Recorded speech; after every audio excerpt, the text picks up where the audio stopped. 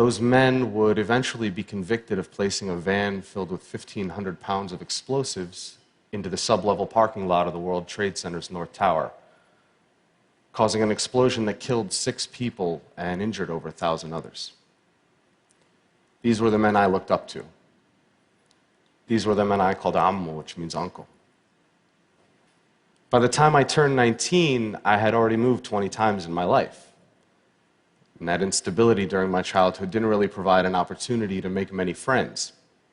Each time I'd begin to feel comfortable around someone, it was time to pack up and move to the next town. Being the perpetual new face in class, I was frequently the target of bullies. I kept my identity a secret from my classmates to avoid being targeted, but as it turns out, being the quiet, chubby new kid in class was more than enough ammunition. So for the most part, I spent my time at home, reading books and watching TV or playing video games.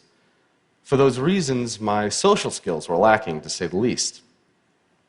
And growing up in a bigoted household, I wasn't prepared for the real world. I'd been raised to judge people based on arbitrary measurements like a person's race or religion. So what opened my eyes? One of my first experiences that challenged this way of thinking was during the 2000 presidential elections. Through a college prep program, I was able to take part in the National Youth Convention in Philadelphia. My particular group's focus was on youth violence, and having been the victim of bullying for most of my life, this was a subject in which I felt particularly passionate. The members of our group came from many different walks of life. One day, toward the end of the convention, I found out that one of the kids I had befriended was Jewish.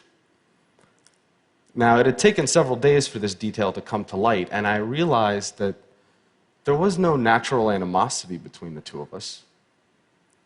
I had never had a Jewish friend before, and frankly, I felt a sense of pride in having been able to overcome a barrier that for most of my life I had been led to believe was insurmountable. Another major turning point came when I found a summer job at Busch Gardens, an amusement park.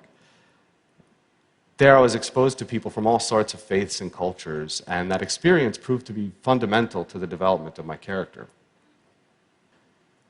Most of my life I'd been taught that homosexuality was a sin, and by extension that all gay people were a negative influence. As chance would have it, I had the opportunity to work with some of the gay performers at a show there, and soon found that many were the kindest, least judgmental people I had ever met.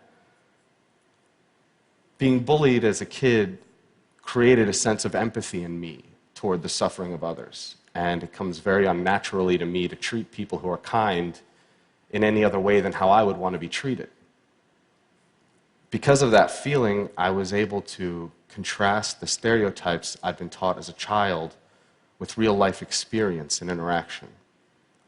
I don't know what it's like to be gay, but I'm well acquainted with being judged for something that's beyond my control.